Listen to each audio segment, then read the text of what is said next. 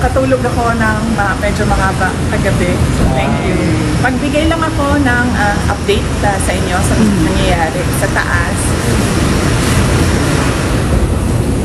Magbigay lang ako ng update sa nangyayari sa taas. So, hindi ko na lang din banggitin yung mga pangalan kasi nag-request din yung mga patients na huwag banggitin yung mga pangalan nila. So, ang isang patient, may clearance na siya.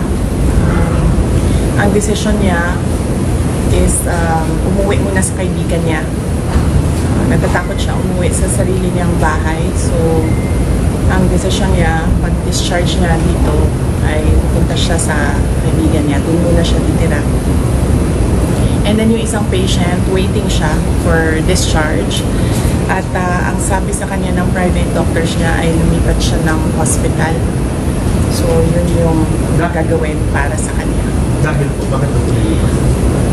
Well, hindi niya nasabi sa akin. Ang nasabi lang niya sa akin ay yun yung gusto ng private doctors niya na lumipat siya ng another hospital. So, yun din yung gagawin niya kasi right now, yun lang din yung pinagkakatiwalaan niya, yung mga doktor. Tonight po siya nilipat.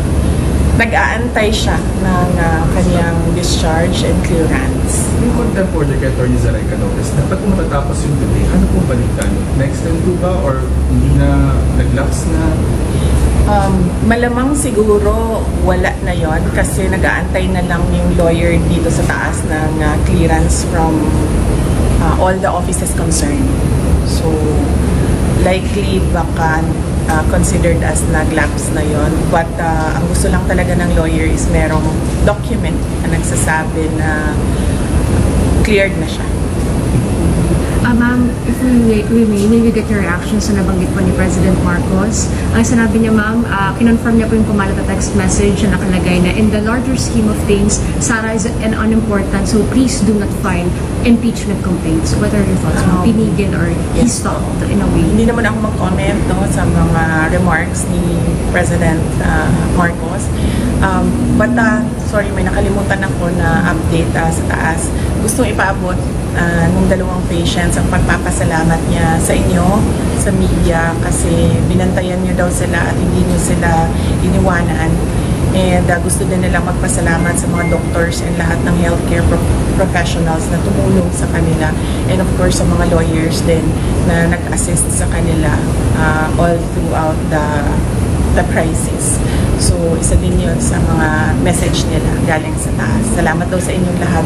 At dahil daw may clearance na, pwede na rin daw, cleared na rin daw kayo from them na umalis or iwanan sila dito. Isa sa kanila lalabas sa complaint. Sure. Ang isa, nakaalis na. Oo, nakaalis na yung isa. Ang isa na lang yung nag-aantay ng clearance. Possible din po lumabas today. Possible din po ma-discharge. Well, hopeful sila na merong ganon na mangyayari today. Pero I think meron ng assurance ang lawyers na mangyayari yon ang kanyang clearance and discharge today. So, nagpapasalamat. Kaya nagpadala na rin siya ng pagpapasalamat dito sa media, sa inyong lahat, sa pagbabantay, pagtulong at pagprotekta sa kanila. Sorry, NBI investigation, December 11. Pupunta po kayo. I'll have to run my schedule day by day kasi nagbabago siya ngayon araw-araw dahil bigla na lang may nangyayari na mga bagay kaya hindi ko magawa yung schedule ko ng malayo pa. So, we do it day by day sa ngayon, yung schedule. So, hindi ko pa masagot kung pupunta ako sa December 11. Tsaka, ang isang consideration dyan ay sinusunod ko kung ano yung mga sinasabi ng lawyers sa ngayon. So, ano yung sasabihin or ano yung advice ng lawyers, yun yung gagawin ko. How about the good government hearing committee? Yes, oo. Nag-express kasi yung isang, dalawa, tatlo. Nag-express yung tatlong mga resource persons from the Office of the Vice President that they really feel safer and medyo kumakalma sila kung nandiyan ako. Ang worry ko lang is right now, wala na kasi kaming chief of staff. Affected din yung assistant chief of staff ng office.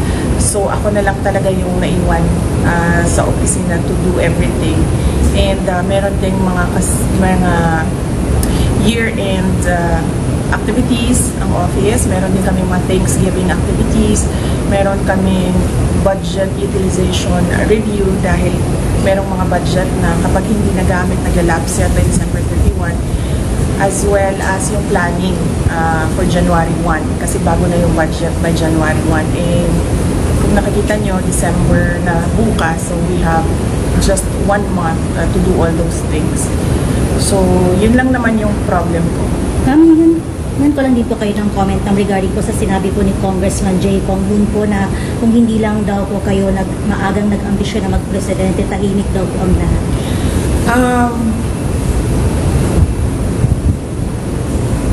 Unang-una, the presidency of 2022 was mine already. Na nanalo na ako sa surveys, lahat ng tao solid na, united na for my candidacy. Pero I gave it away because I felt I had to do some other things other than being President of the Republic of the Philippines. Pangalawa, hindi ako yung nagsabi sa kanila na magbukas sila ng investigation or inquiry in aid of legislation that is more like a political persecution and harassment of OVP personnel.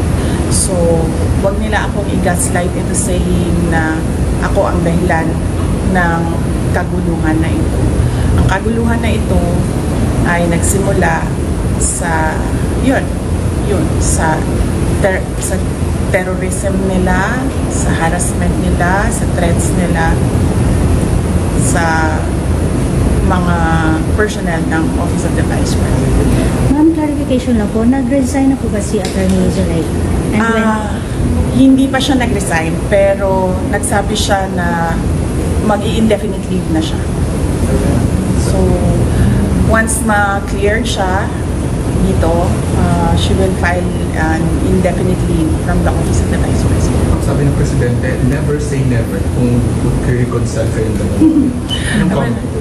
Will not comment on the remarks of President Marcos sa ngayon. Thank you. Message na lang sa mga supporters sa EDSA Shrine. Yes, oo. Well, nagpapasalamat din kami sa mga supporters namin sa EDSA Shrine. And syempre yung iba pa na kahit hindi namin supporters ay nagpapalabas ng kanilang saloobin sa mga nangyayari ngayon. Dahil nagbabantay din sila sa mga pasyente natin dito sa Veterans Hospital. And nagpapasalamat din kami sa mga tao na nasa labas ng Veterans Hospital na nagbantay din sa mga pasyente. Malaking tulong yon sa akin, yung media, yung mga tao na nagbabantay. Si Senator Bato de la Rosa na hindi talaga niya iniwanan yung mga pasyente. Si Senator Bongbong na nag-substitute sa akin dito. Ang laking tulong nun lahat, ninyong lahat sa akin dahil nakakadalaw ako, nagagawa ko pa rin yung mga iba kong kailangan gawin ng mga trabaho. Ma'am, bago lang Thank po you. ma'am. Ma'am, nag-usap na po ba kayo ni Claire R.D. lately?